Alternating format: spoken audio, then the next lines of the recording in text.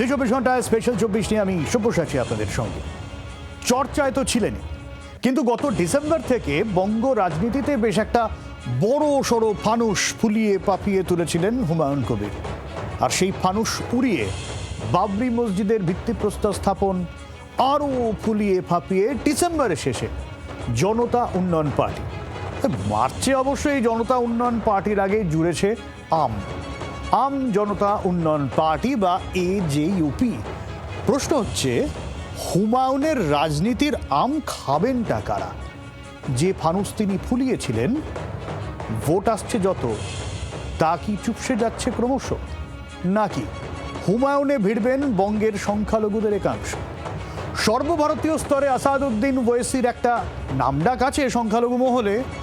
হুমায়ুন সহযোগে তিনি আদৌ এ বঙ্গে ফ্যাক্টর হবেন, নাকি আম খাবে অন্য কেউ আর হুমায়ুনদের হাতে স্রেফ আটি?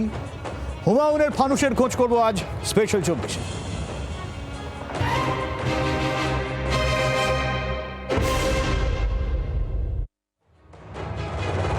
একটা কথা আছে জানেন তো, বাঘ নিজের ডেরায় সব থেকে বেশি শক্তিশালী, কিন্তু মুর্শিদাবাদের সেই স্বঘোষিত টাইগারের হুঙ্কার কি এখন কাগুজে বাঘ?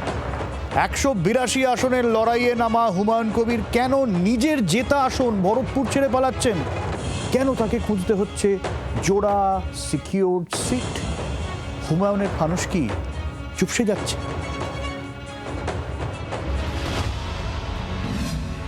গত 18ই মার্চ হুমায়ুন কবির ঘোষণা করেছিলেন তার দল AJUP 182টি আসনে লড়বে, কিন্তু 26শে মার্চ পর্যন্ত তার দল মাত্র 149 জন প্রার্থীর নাম চূড়ান্ত করতে পেরেছে।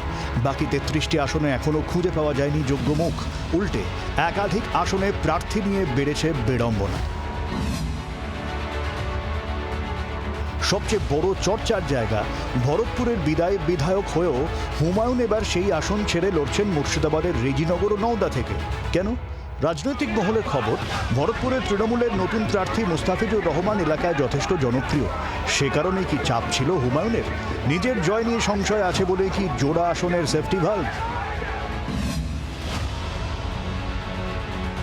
নিজের খাস্তালুক ভরতপুরে তিনি প্রার্থী করেছেন পীরজাদা খোয়েব আমিনকে।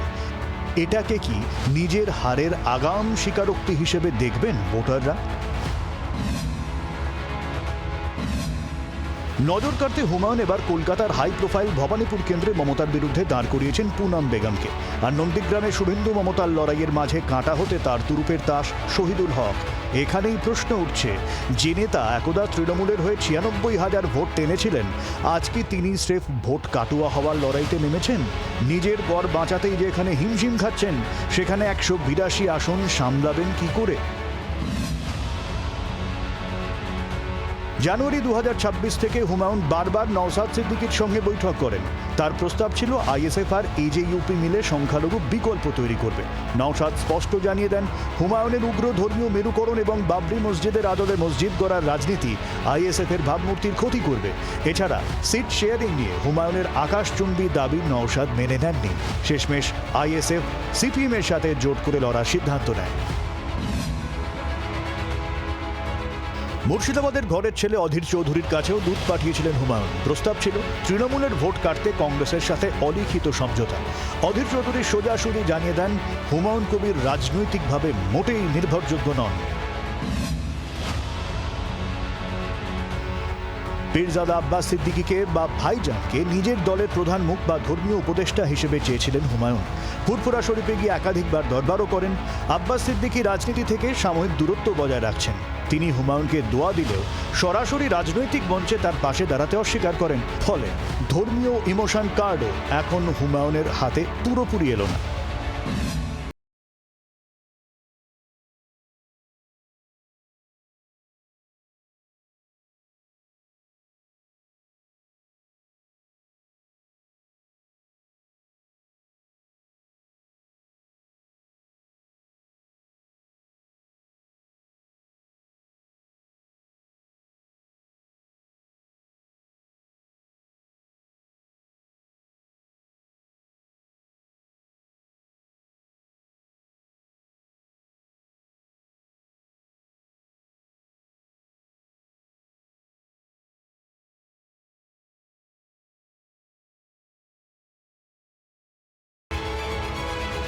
ব্যুরো রিপোর্ট, জি24 ঘন্টা।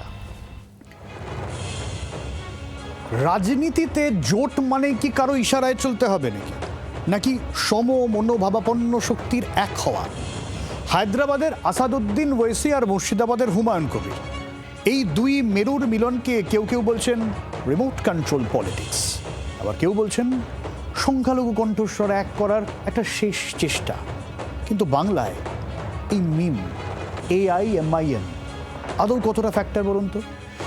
2021 সালেও গত বিধানসভা নির্বাচনেও কিন্তু মিম একটু হলেও গা ঝাড়া দিয়ে উঠেছিল। বেশ কিছু জায়গায় অফিস খোলা হয়েছিল, পতাকা দেখা গিয়েছিল, কিন্তু সম্পূর্ণভাবে মুখ থুবড়ে পড়েছিল মিম। 2021-এর ব্যর্থতা কি 2026-এ ঘটতে পারে?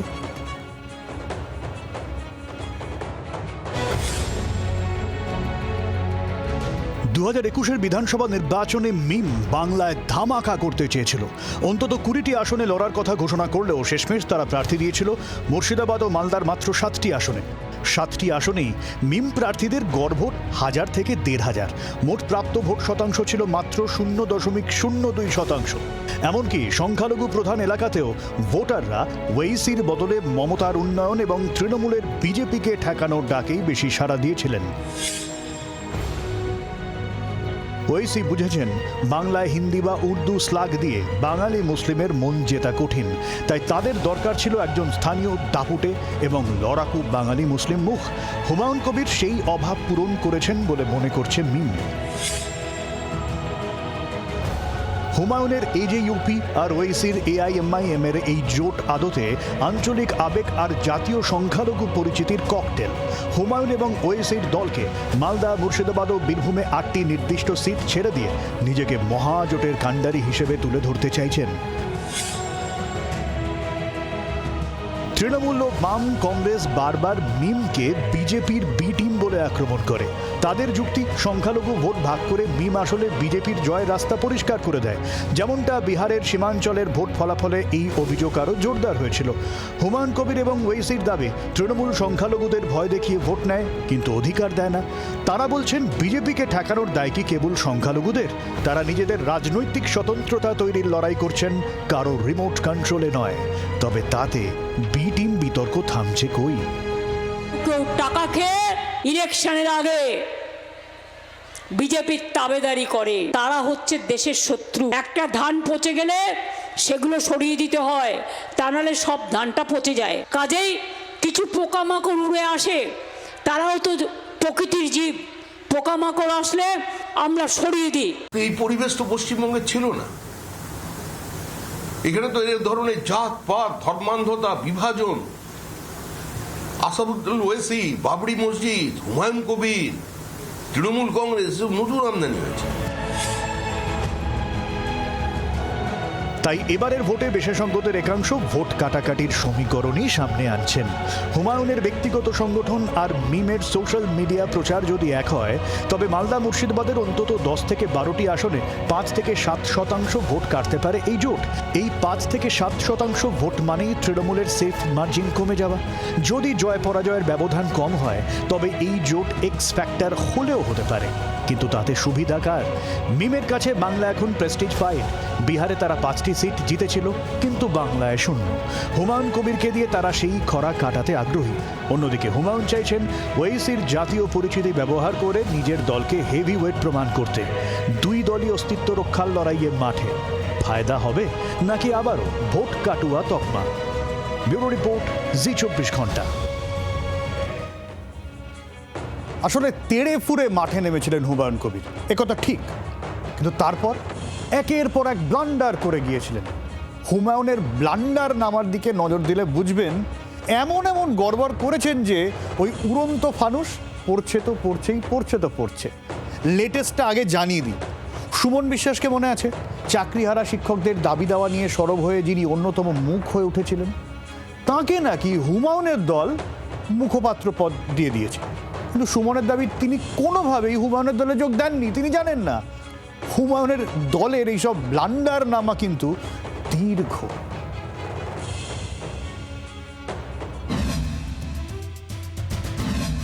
হুমায়ুন কবির, আম জনতা উন্নয়ন পার্টির চেয়ারম্যান। ভোটের প্রচারে রঙের কোনো অভাব নেই। হুমায়ুনের কার্যকলাপেই রঙ্গ কম কি?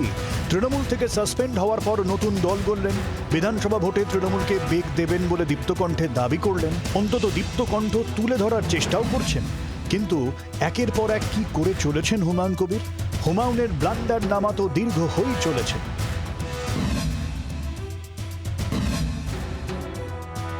তৃণমূলের বিরুদ্ধে লড়াই করছেন, জোড়াফুল শিবিরকে ভোটে ধরাশায়ী করবেন হুমায়ুন, আর সেই তৃণমূলেরই নেতাকে দক্ষিণ কাঁথিতে প্রার্থী ঘোষণা করে বসেছিলেন। শুধু তাই নয়, যার নাম প্রার্থী হিসেবে ঘোষণা করেছিল হুমায়ুনের দল, সেই প্রদীপ গায়েন বলছেন তিনি নাকি জানেনই না হুমায়ুন তাকে প্রার্থী করবেন। প্রদীপ কাঁথি এক পঞ্চায়েত সমিতির প্রাক্তন সভাপতি। আমি কোনো দলে যাইনি, প্রার্থীও হইনি। আমি 98 সাল থেকে তৃণমূল কংগ্রেসটা করি। সাত্তারদা আমাকে ফোন করে জানালো যে এইরকম আমার নাম নাকি ঘোষণা হয়েছে। আজ থেকে 1.5 মাস আগে একজন আমার সাথে যোগাযোগ করছিল, লোকাল আমাদের একজন। কিছু দলের কয়েকজন নেতা আমার প্রতি যে খারাপ ব্যবহার করেছে সেই সব কথা ওনার সাথে শেয়ার করছিলাম। শুভেন্দু অধিকারী যেরকম ধর্ম নিয়ে রাজনীতি করে, তো হুমায়ুন কবিরও ধর্ম নিয়ে রাজনীতি করে। আমরা সেই রাস্তায় নেই। শুধু এই ব্লান্ডার তো নয়, আগের তালিকাও কম নয়। নতুন দল গড়েই বালিগঞ্জে নিশা চট্টোপাধ্যায়ের নাম ঘোষণা করে দিলেন। পরে বিতর্ক হওয়ায় পিছু হটলেন। বেলডাঙ্গায় বাবরি মসজিদের শিলান্যাসে বড় মুখ করে মক্কা থেকে ইমাম আনার কথা বলেছিলেন। ইমাম এলেন, কিন্তু কোথা থেকে? মেদিনীপুর। বড় মুখ করে ঘোষণা করে মুখ পোড়ালেন। এরপর হায়দ্রাবাদ থেকে রক্ষী আনার কথা বললেন। কত বড় নিরাপত্তা সংস্থার কর্মীরা তাকে নিরাপত্তা দিচ্ছে দেখাতে চাইলেন। তারপর সবটাই ফুস, গ্যাস বেলুনের মতো। খোঁজ খবর নিতেই ঝুলি থেকে বেড়াল বেরিয়ে এলো। হায়দ্রাবাদ নয়, ফুলবাগানের অফিসে এমন সংস্থার রক্ষী নিয়ে এসেছেন, এখানেও আবার মুখ পোড়ালেন। আর এবার তৃণমূলের নেতাকেই প্রার্থী করে দিলেন দক্ষিণ কাঁথিতে, তাও তার অজান্তে। পশ্চিমবঙ্গে মুসলিম ভোটারদের একটা বড় অংশ বহু বছর ধরেই তৃণমূল কংগ্রেসের প্রতি আস্থাশীল। 2011 সালের পর থেকে রাজ্যে ক্ষমতায় থাকা এই দল নিজেকে সংখ্যালঘুদের রক্ষাকর্তা হিসেবে প্রতিষ্ঠা করতে পেরেছে। বিভিন্ন সামাজিক প্রকল্প, সরকারি সুযোগ সুবিধে, রাজনৈতিক প্রতিনিধিত্বের মাধ্যমে তৃণমূল এই ভোট ব্যাংকে ধরে রাখতে পেরেছে। বিশেষ করে রাজ্যে বিজেপির উত্থানের পর মুসলিম ভোটের বড় অংশই সেফটি বেট হিসেবে তৃণমূলের দিকে একজোট হয়েছে, যেখানে প্রধান লক্ষ্য ছিল পদ্ম চাষ আটকানো। এই প্রেক্ষাপটেই হুমায়ুন কবির ও ওয়েসির জোট একটি বিকল্প রাজনৈতিক প্ল্যাটফর্ম হিসেবে আত্মপ্রকাশ করেছে। কিন্তু হুমায়ুনেরই দোষে সেই বিকল্প কি ফিকে হচ্ছে ক্রমশ? ব্যুরো রিপোর্ট, জি24 ঘন্টা। দেখুন, গোটা রাজ্যে কি হবে না হবে ও তো সময় বলবে, মেতে জানা যাবে।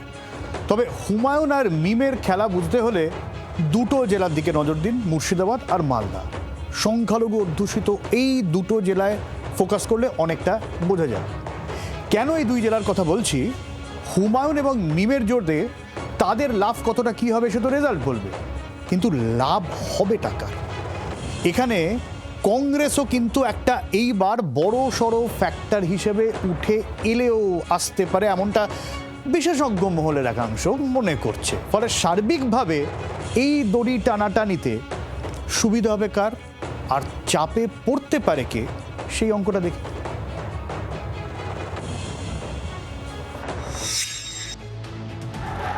মুর্শিদাবাদ মানেই সংখ্যালঘু ভোটের বিশাল অঙ্ক। এতদিন যা মূলত শাসক দলের একচেটিয়া দখলদারিতে ছিল, কিন্তু হুমায়ুন কবির যখন মিমের হাত ধরার ইঙ্গিত দেন তখন অঙ্কটা পাল্টে যায়।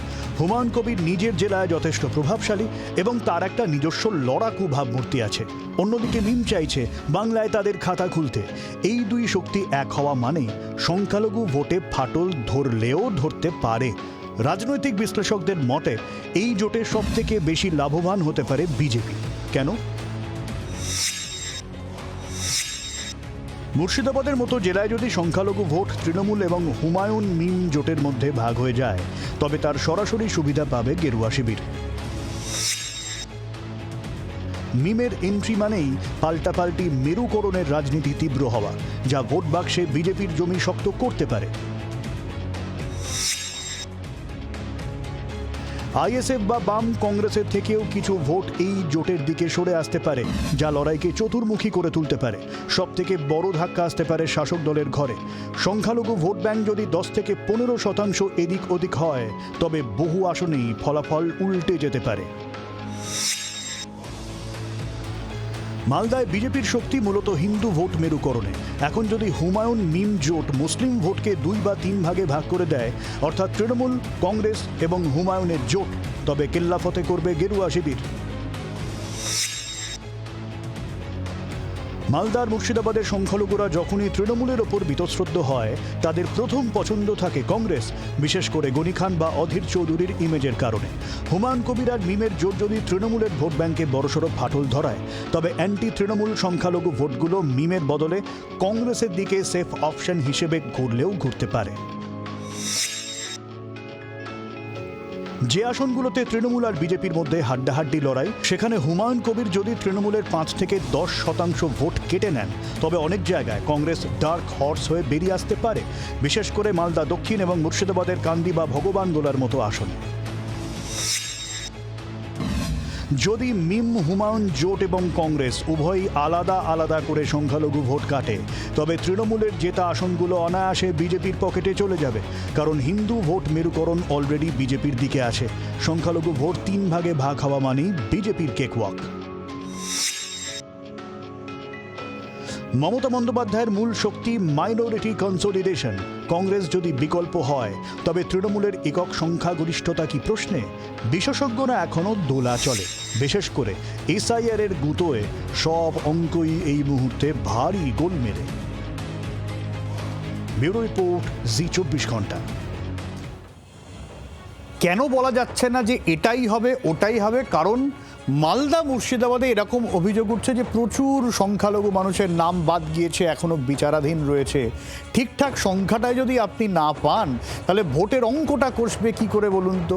দেখবেন এইবারে যেন এই প্রচারটা একটু মেরে ঠেকছে। কার বাড়িতে প্রচার করতে যাব, কার নাম বাদ, কেউই যেন কিছু বুঝে উঠতে পারছেন না। ঠিক এই জায়গায় দাঁড়িয়ে অঙ্ক থিওরিটিক্যালি বলে দেয়া গেলেও আসল যখন অঙ্ক কষবেন, সেটা কিন্তু বেশ কঠিন এবং অন্যরকম এই এসআইআর আবহে। ফলে এই জায়গায় দাঁড়িয়ে তৃণমূল কংগ্রেস এই বড়সড় চ্যালেঞ্জটাকে কিভাবে উতরাবে, সেদিকে অবশ্যই নজর থাকতে হবে। কিন্তু সময় যত এগোচ্ছে, প্রশ্ন কিন্তু থেকেই যাচ্ছে, আদৌ যত ভোট এগিয়ে আসবে প্রাসঙ্গিকতা কতটা ধরে রাখতে পারবে হুমায়ুন কবির, সেটা কিন্তু দেখার।